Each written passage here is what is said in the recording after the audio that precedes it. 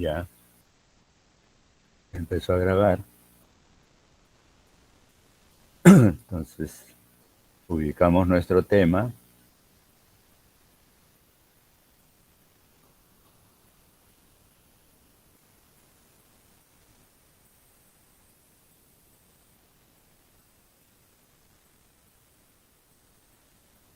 Sí, habíamos empezado este enfoque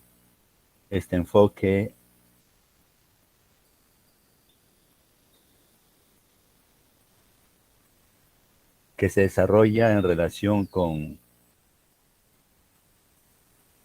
datos bidimensionales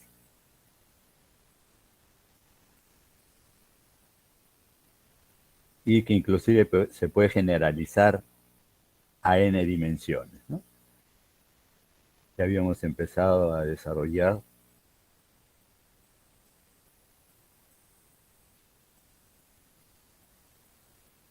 este enfoque señalando que a diferencia del el enfoque anterior, también para el tratamiento de datos bidimensionales, el objetivo, el objetivo era el de hacer pronósticos. No se requieren de muchos datos para desarrollar esta teoría, pero el objetivo principalmente es el de hacer pronósticos. La teoría anterior requería de muchos datos para poder construir las tablas de frecuencias bidimensionales y obtener alguna información en relación a esas tablas en el que se mostraba, como se hizo en el caso unidimensional, una reducción significativa de los datos, ¿no? Es decir, si yo tengo 30 datos, significativo no es reducir a 25 ni a 20. Con 30 datos, significativo será reducir a 5 o a 6. Eso dependerá del tipo de variable. Si la variable es continua, ya saben que la regla de Sturges, y la regla de Sturges también debe ser ignorada cuando se tiene un criterio de agrupamientos en relación con alguna variable, ¿no? Un criterio ya predefinido, ¿no? Tengo un criterio predefinido, ya ni siquiera debo acordarme de Sturges, simplemente tomar esa información acerca del número de subagrupación. Tener cuidado en eso. Bien, lo cierto es que ya habíamos empezado a desarrollar este tema en lo que corresponde a la parte de la regresión, donde se definía un modelo de tipo funcional, ¿no? Eso quedaba claro, un modelo de tipo funcional que buscábamos que era el que mejor se ajuste a, a los datos empíricos, a la información empírica, y en ese sentido, en ese sentido,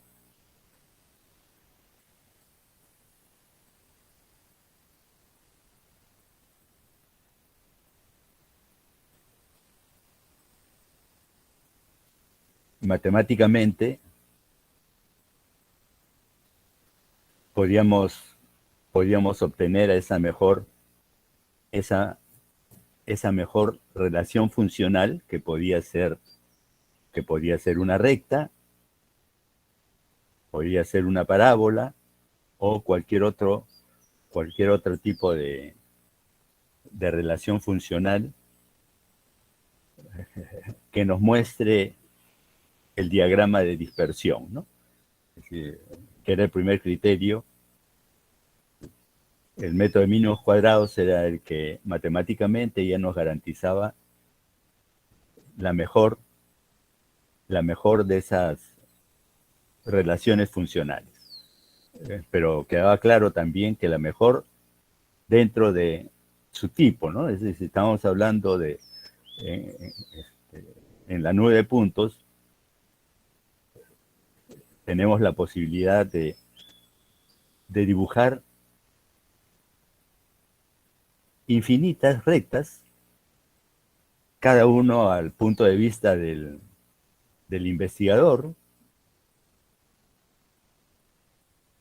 pero matemáticamente se ponía orden a todas esas distintas opiniones, ¿no? Y era el método de mínimos cuadrados el que nos iba a permitir identificar la mejor relación funcional, siempre dentro del mismo tipo. Es decir, si estamos hablando de rectas, la mejor de las rectas; si estamos hablando de parábolas, la mejor de las parábolas; si estamos hablando de exponenciales, la mejor de las exponenciales. Pero no nos decía nada acerca de que si una recta es mejor que una parábola o mejor que una exponencial. En eso no decía nada el, el análisis de regresión, ¿no? Que puntualmente identifica una relación funcional, un modelo.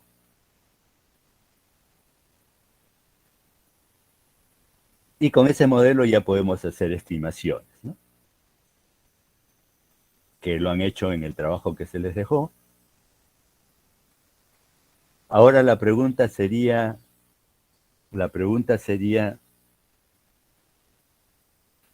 ¿qué tan buena es esa estimación? Es decir, una vez que se ha estimado el modelo, una vez que ya se tiene definido el modelo,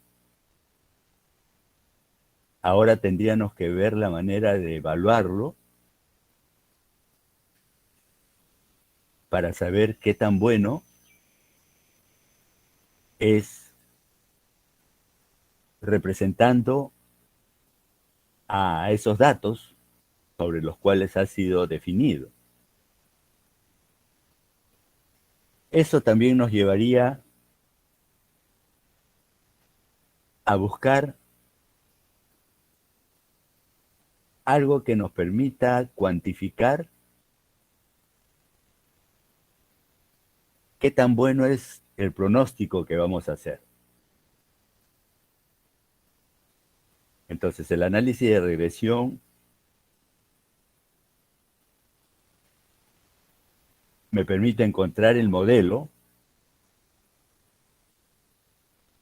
y ahora, para saber qué tan bueno es ese modelo en relación con los datos,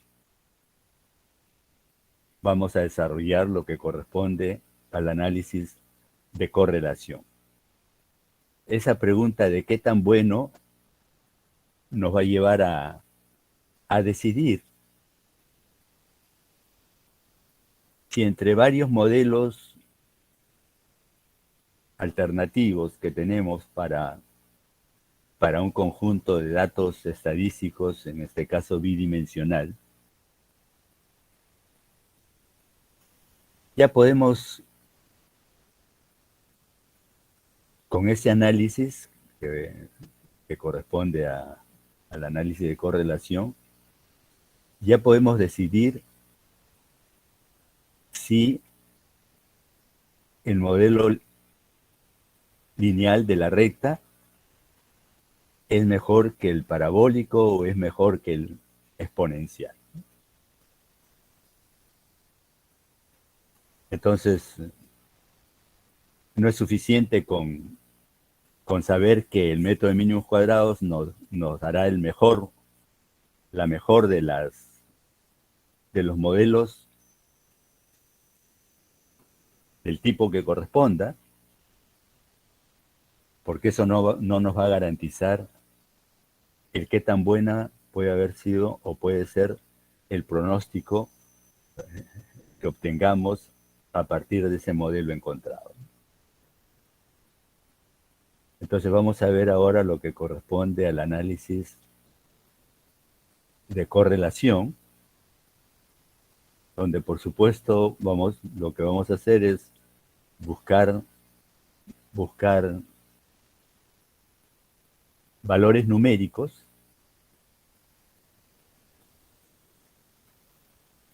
que nos permitan cuantificar el qué tan buena puede ser nuestros pronósticos o qué tan bueno es el modelo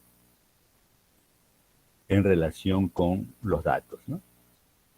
Porque podría ser que, a pesar de que el método de mínimos cuadrados me permitió obtener la mejor, matemáticamente la mejor, pero podría ser que el modelo no sea bueno. Entonces vamos a ver lo que corresponde al análisis de correlación.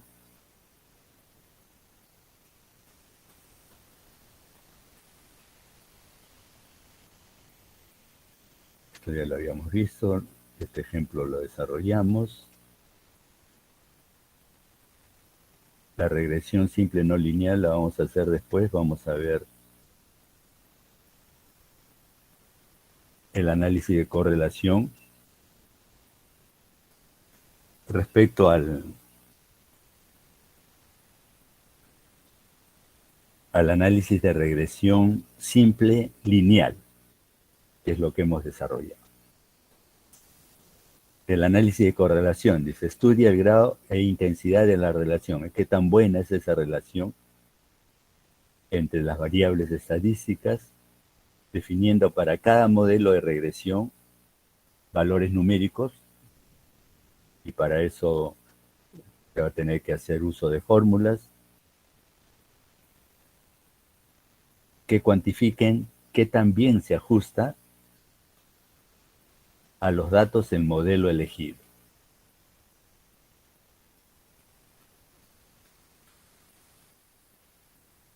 Si estamos trabajando con un conjunto que es una muestra, estos valores numéricos serían los estadígrafos que se definió en el análisis unidimensional. Claro, este sería un estadígrafo para el caso bidimensional. Para el caso bidimensional ya no son importantes los estadígrafos definidos anteriormente. Se definen otros estadígrafos. Para el caso bidimensional, el coeficiente de correlación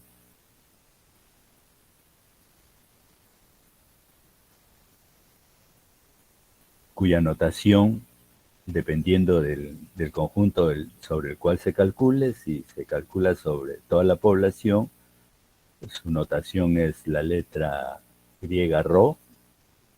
En la muestra, la notación es la letra R minúscula.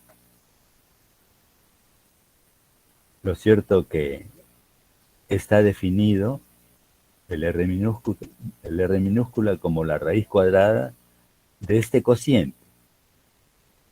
Suma cuadrada de la regresión sobre suma cuadrada del total. Pero ¿de dónde vienen estos conceptos de suma cuadrada de la regresión, de suma cuadrado del total? Recuerden que eso se definió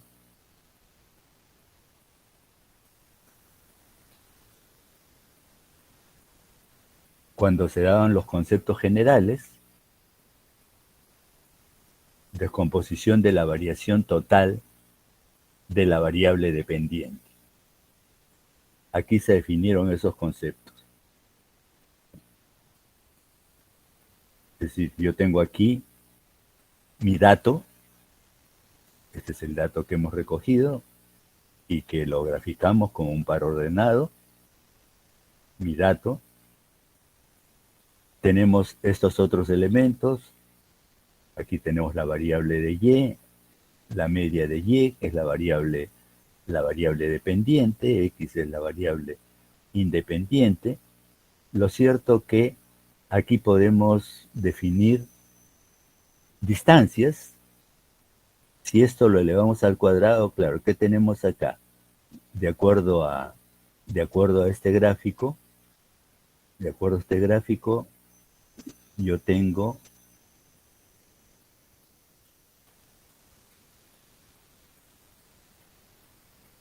y sub i menos la media de y.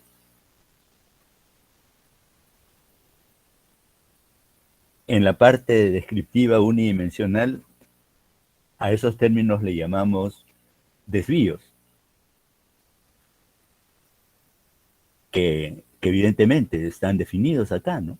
Lo vemos. Si queremos considerarlos como unas distancias, porque esos desvíos finalmente son distancias, es decir, cuánto se está alejando un punto de otro referencial,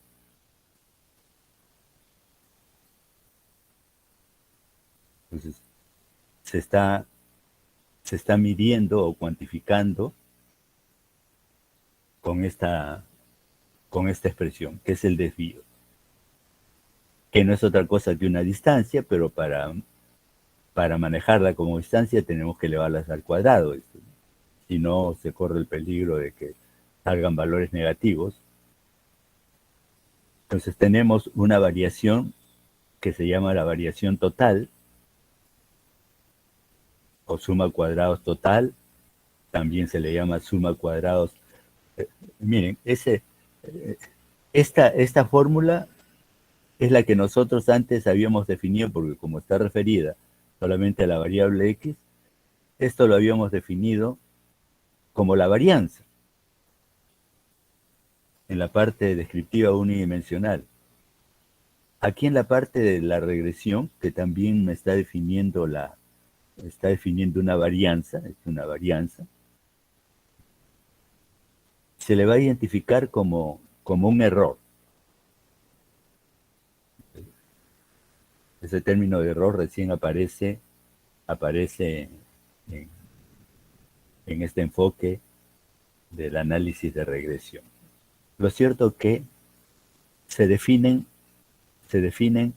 esos términos, suma cuadrada del total o error total, como la varianza de y.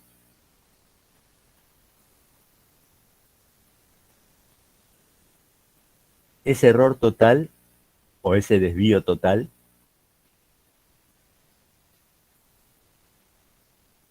lo podemos descomponer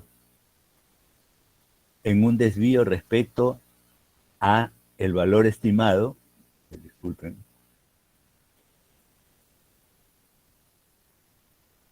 respecto al valor estimado. Esto siempre en estadística es un término de error, claro. ¿Qué significa esto? El verdadero valor, el dato, porque esto pertenece al par ordenado, se desvía de su estimación. Claro, esa distancia va a ser un error, ¿no? En estadística, siempre el objetivo es estimar algo.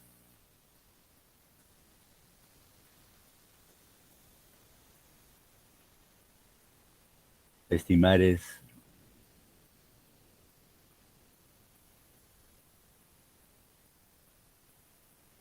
conocer o acercarse al verdadero valor, que sería la evidencia. Entonces, este desvío, porque si esto fuera cero, ya el trabajo ya no sería un trabajo estadístico, sería un trabajo matemático, es decir, no hay desvío, entonces el modelo va a pasar por ese mismo punto. Eso sucede en los trabajos matemáticos. Este desvío del verdadero valor respecto a su estimado se conoce como un error. Entonces la variación total se puede descomponer en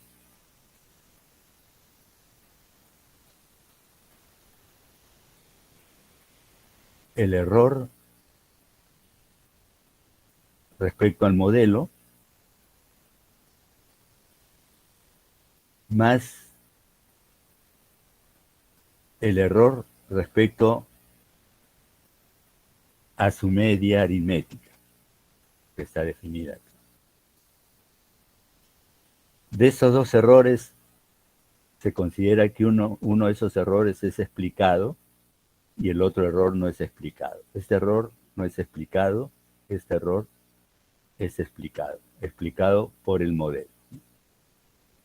Es decir, cuando uno desarrolla, cuando uno busca un modelo para hacer un pronóstico, lo que quiere es encontrar una variable adicional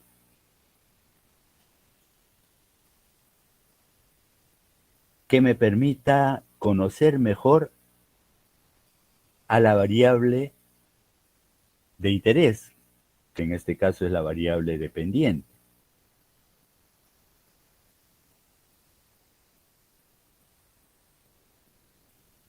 Entonces, quien me va a medir qué tan bien elegida fue esa variable para conocer mejor a la variable dependiente,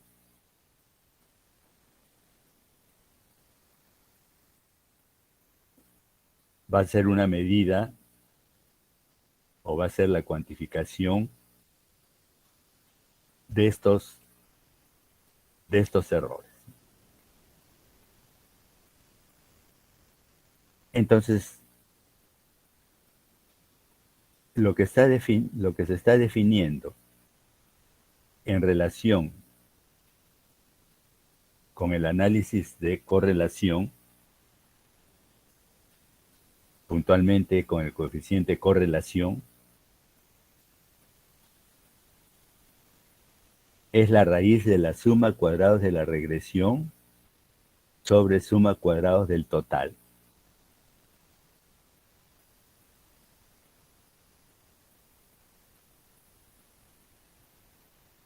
La regresión es el modelo que hemos escogido para explicar a la variación total. Entonces aquí estamos definiendo un cociente error explicado sobre el error total.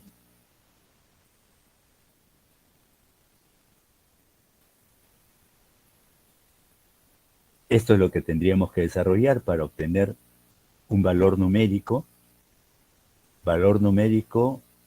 que, de acuerdo a la teoría y en relación con el coeficiente de correlación, es un valor entre -1 y 1.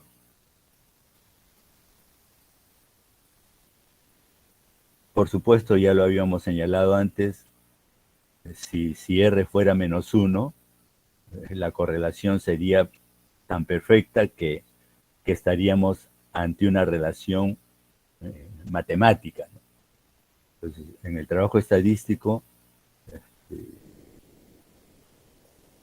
el que R pueda ser -1 o puede ser 1,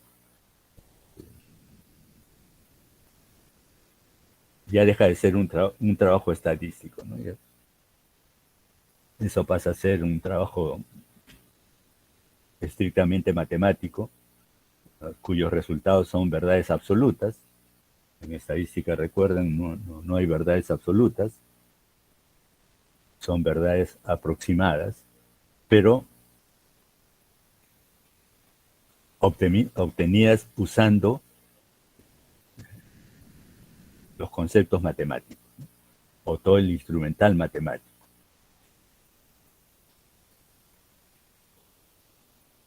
el coeficiente de, entonces tenemos el coeficiente de correlación, perdón.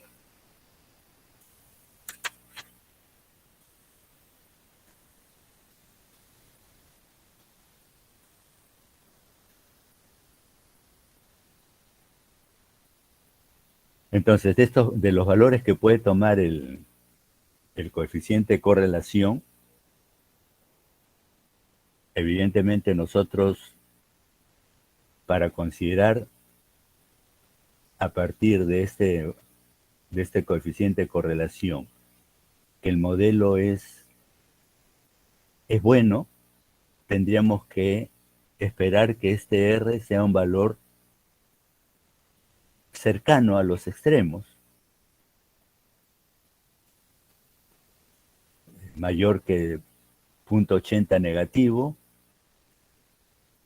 mayor que 0.80 positivo, porque si R sale 0.80, la relación es muy buena, si R sale 0.9, 0.90, la relación es mejor,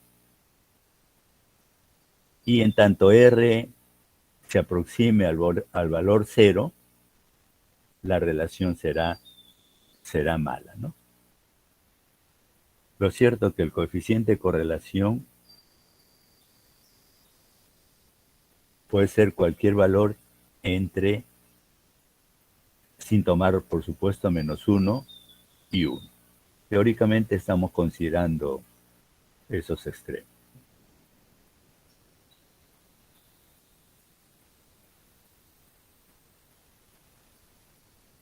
Otro estadígrafo que nos va a permitir cuantificar o medir la bondad de nuestro modelo de regresión, qué tan bueno es ese modelo, y es a partir de estos resultados que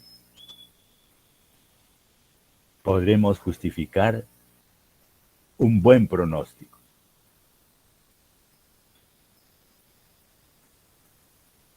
El coeficiente de determinación no es otra cosa que el cuadrado del coeficiente de correlación. Y claro, ¿y cuál va a ser la diferencia? La diferencia va a ser que en términos del coeficiente de determinación se pueden hacer interpretaciones más detalladas. Acá las interpretaciones no van a ser tan detalladas por lo que se ha señalado, ¿no? Es decir, si R tiende a 0, si se acerca a 0, por supuesto el modelo es malo. Si R se acerca a -1, a 1, el modelo es bueno, pero ¿y qué pasa si está en un término intermedio? Es decir, si por ejemplo R es 0. Porque hemos dicho que si es mayor que 0.8, positivo o negativo, el modelo se considera como bueno. ¿Qué pasa si el modelo, si R sale 0.7? Es como que la interpretación ya no es muy clara, ¿no? En cambio, las interpretaciones en términos del coeficiente de determinación serán más precisas.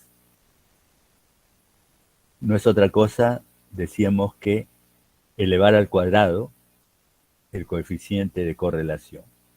Entonces, el coeficiente de determinación eleva al cuadrado el coeficiente de determinación. Y claro, las notaciones también va por ese lado.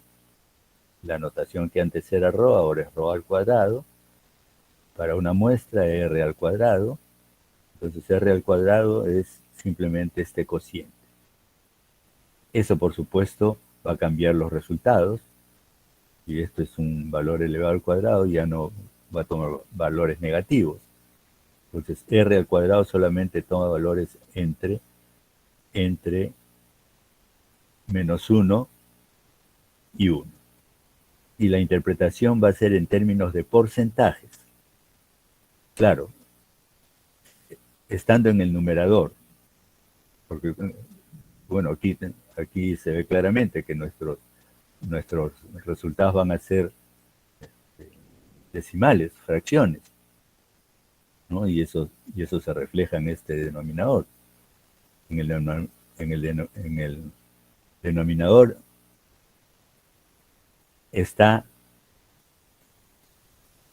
el total del error. En el denominador parte de ese error. Entonces siempre este cociente será una fracción, ¿no? Esa fracción se podrá escribir en porcentajes,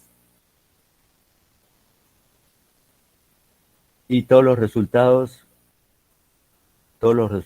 pueden ser interpretados ya en términos de porcentajes, pero en referencia al porcentaje de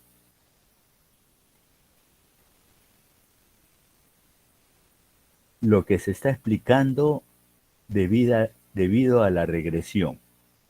Es decir, cuánto me está explicando el modelo, cuánto me está explicando el modelo, cuánto me está ayudando el modelo a entender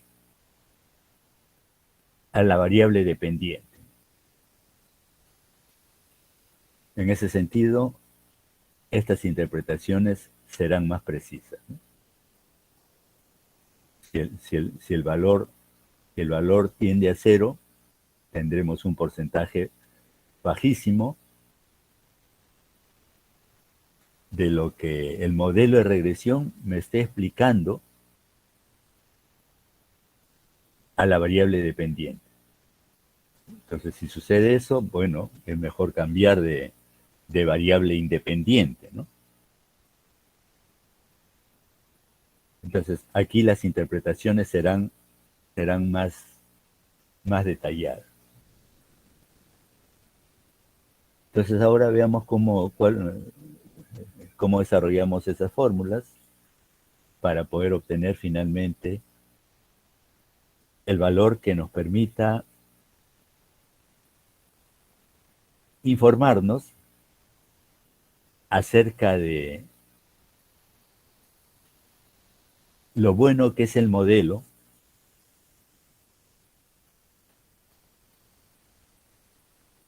que está representando a ese conjunto de puntos.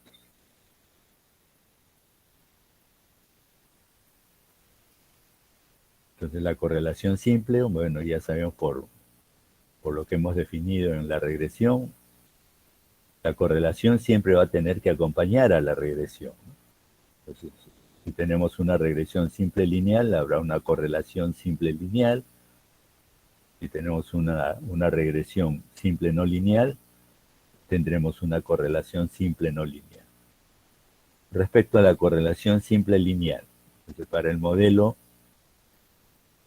en particular que hemos desarrollado, la línea recta,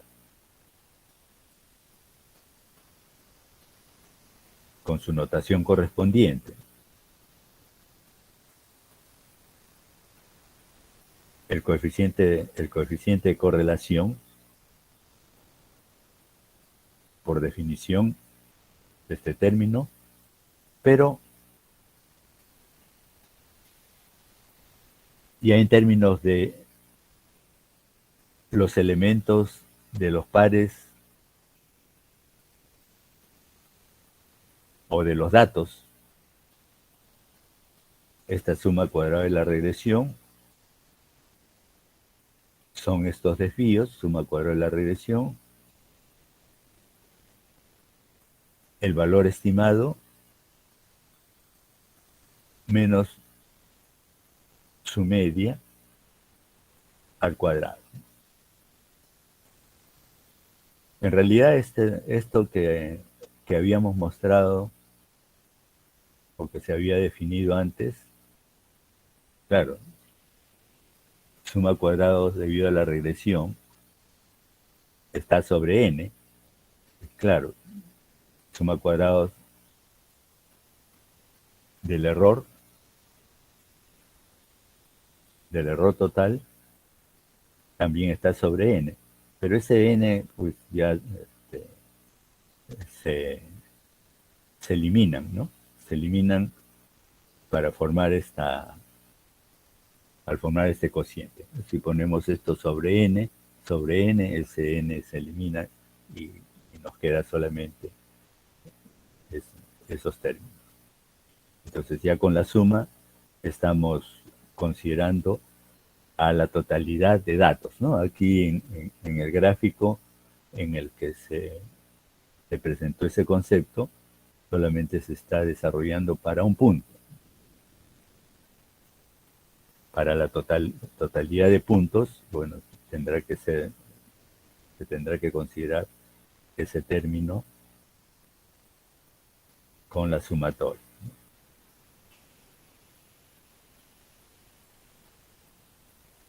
Entonces tenemos, por definición, estas sumatorias.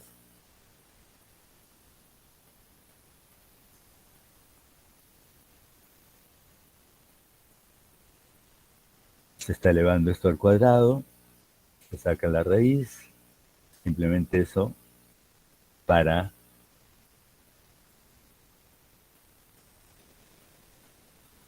poder desarrollar las expresiones que están en el numerador y en el denominador. Claro, para llegar a esto, en este término, el modelo que se representa, que en este caso es el lineal, aquí lo estamos, se sustituye por el modelo lineal. En el modelo lineal van a aparecer los coeficientes A y B, y finalmente de ese desarrollo tendremos esta expresión, que por supuesto a ustedes no se les va a pedir que desarrollen, simplemente usarán estos, cuando convenga usarse, usarán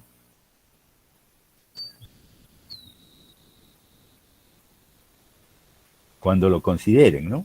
¿Cuándo voy a usar esto? Cuando quiera saber qué tan bueno es el modelo de regresión que se ha propuesto, ¿no?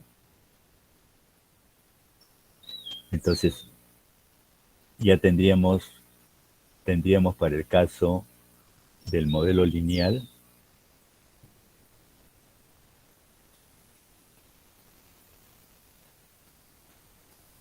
tanto el coeficiente de correlación como el coeficiente de determinación, ¿no? Si a esto le tomamos la raíz cuadrada, tendríamos el coeficiente de correlación y lo dejamos así, coeficiente de determinación. Entre los dos, por supuesto, siempre por las interpretaciones va a ser preferible hacer uso del coeficiente de determinación, del R al cuadrado. Bien, entonces ya con esos conceptos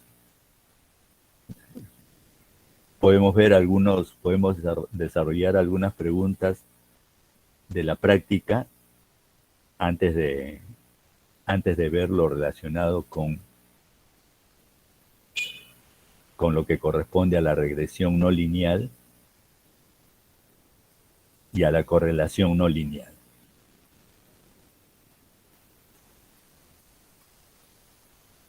Entonces vamos a ver ahora lo relacionado con la práctica .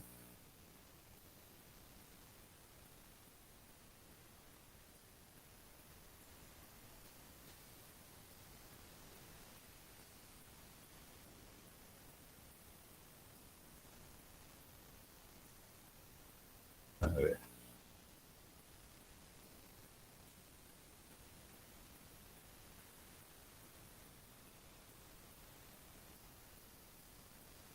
Sí, esta es la práctica. La anterior, la práctica 6, se refiere al enfoque de frecuencias en el análisis bidimensional.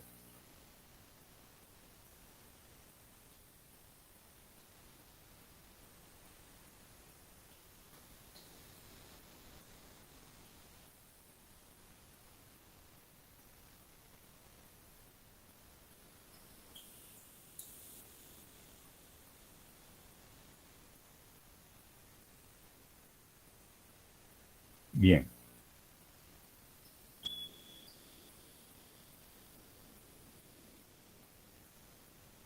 Entonces, lo primero que tenemos que hacer para definir el modelo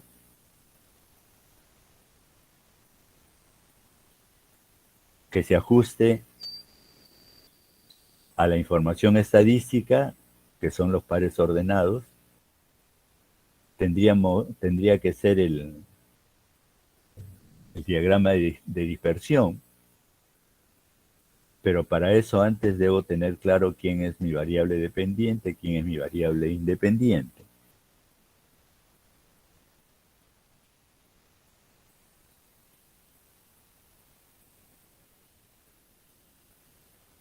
El problema dice, se tiene un problema de existencia de insumos. Se trata de una compañía de servicios donde se utiliza mucho cable de diferente tipo. El cable viene en carretes grandes y no se tiene un control del consumo del cable. La compañía tiene un gran stock de carretes parcialmente aprovechados y desearía saber cuánto cable queda en cada carrete. Se toma una muestra de 12 carretes, se definen dos variables que se suponen están correlacionadas con el tema, la longitud del cable en el carrete y el peso total del el peso total del carrete más el cable.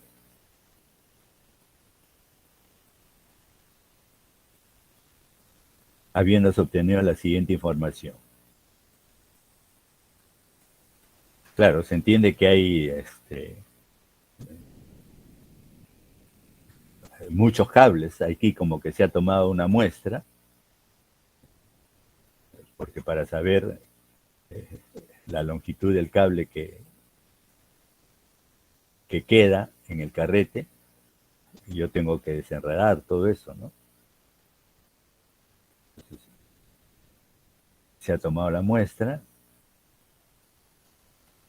y se tiene esa información.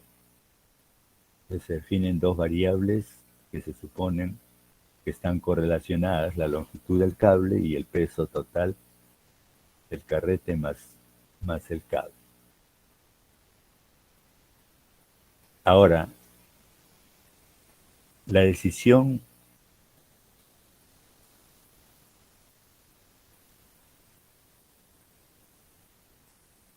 de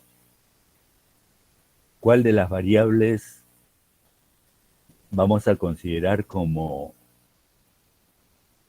dependiente y cuál como dependiente. Bueno, vamos a usar varios criterios.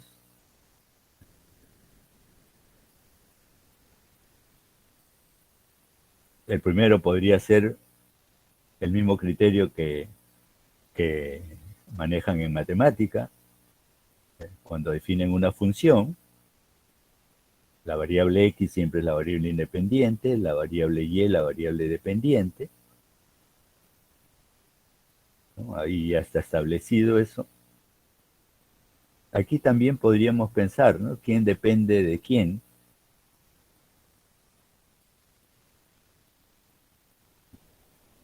El peso total del cable depende del total del cable, de repente sí. Uno podría pensar, ¿no? Usar ese criterio. Otro de los criterios es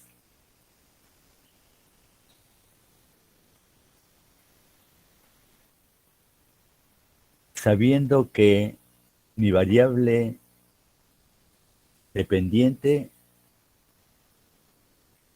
va a ser considerada o va a ser definida una vez que yo sepa lo que quiero estimar.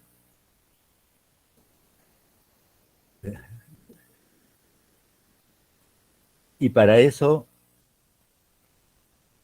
me dan como dato un valor de la variable, se entiende, independiente, ¿no? Entonces, si me dicen estime, sabiendo que el valor de esta variable, estime esta variable sabiendo que el valor de la otra variable es tanto, evidentemente, si me están dando información acerca de una variable, esa será la variable independiente. Por ejemplo, tendríamos que mirar si no tenemos esa información. En la pregunta A dice, si el jefe del almacén ha fijado como valor mínimo de existencia para los pedidos de reabastecimiento una longitud de 50 pies de cable en el carrete. Entonces aquí me están dando esta información, 50 pies de cable en el carrete. Me están dando información acerca de la longitud del cable en el carrete. ¿Cuál sería la variable dependiente y cuál sería la variable independiente a partir de este criterio?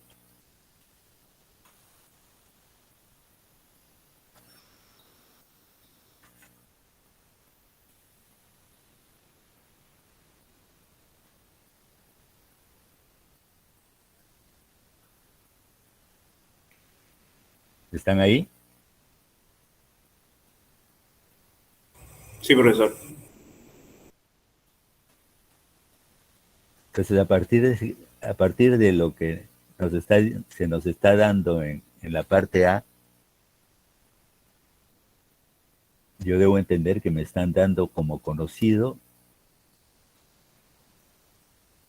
cuál sería la decisión de hacer un nuevo pedido si el peso total, perdón, si el peso total fuera 35. El peso total se refiere al carrete más el cable, ¿no? El peso total fuera.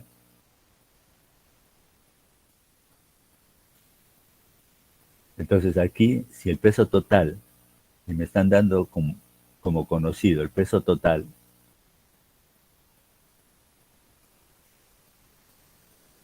yo tendría que definir una regresión de y sobre x. Entonces mi variable independiente sería la variable relacionada con este dato, con el peso total. Entonces, aquí sería mi variable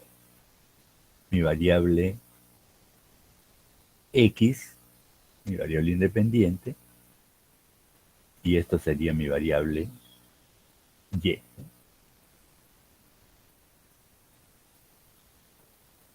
Entonces, ese también es un criterio, creo que sería el criterio más importante. Entonces, porque inclusive la pregunta es cuánto cable habría disponible, ¿no? Longitud del cable. Entonces aquí tendría que definir mi variable x para el peso total y mi variable y para la longitud, de acuerdo a lo que se quiere estimar, ¿no?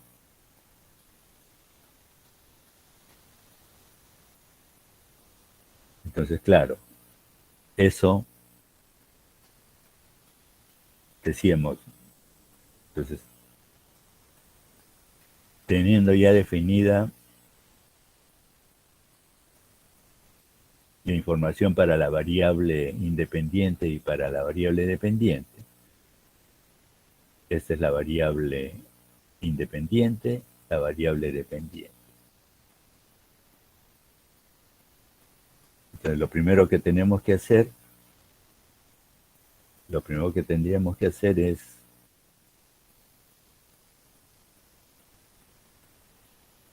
ver la nube de puntos. Por supuesto, eso podemos hacerlo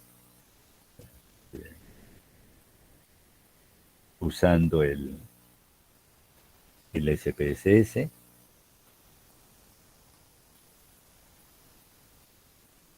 Esperemos que no demore mucho.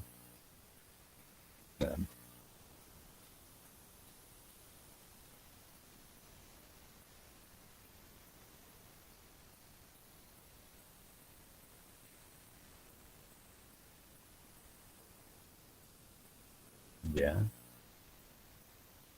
Y esos datos ya los tengo.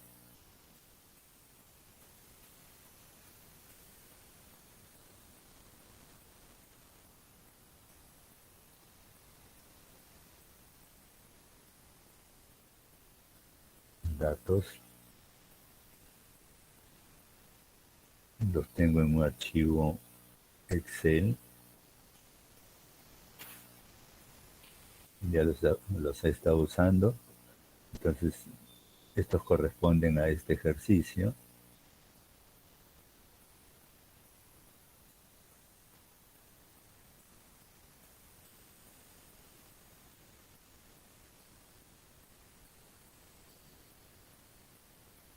Entonces ahí están. Aceptamos esto.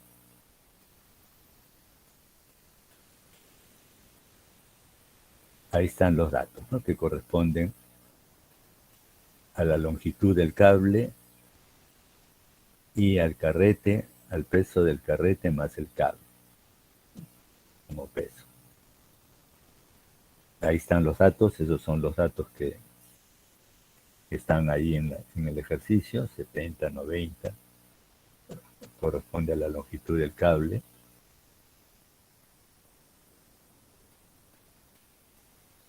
Tenemos los pares ordenados, ya sabemos cuál se debe considerar como variable independiente. Es la variable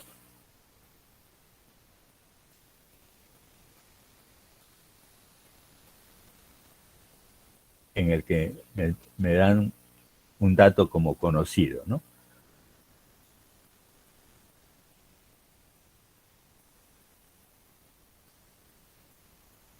El peso total.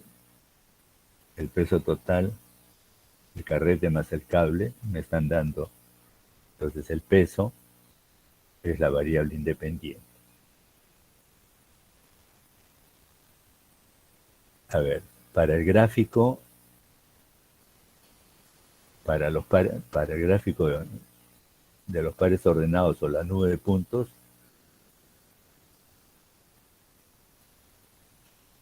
tenemos por aquí gráficos y por aquí dispersión. Aquí, claro, indicamos cuál es la que queremos, la dispersión simple, ya está marcada.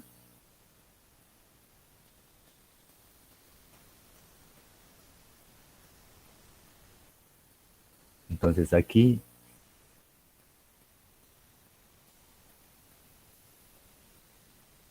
nos piden que definamos la variable X, que es la variable dependiente, y la variable Y, que es la variable dependiente, y la variable X, que es la independiente.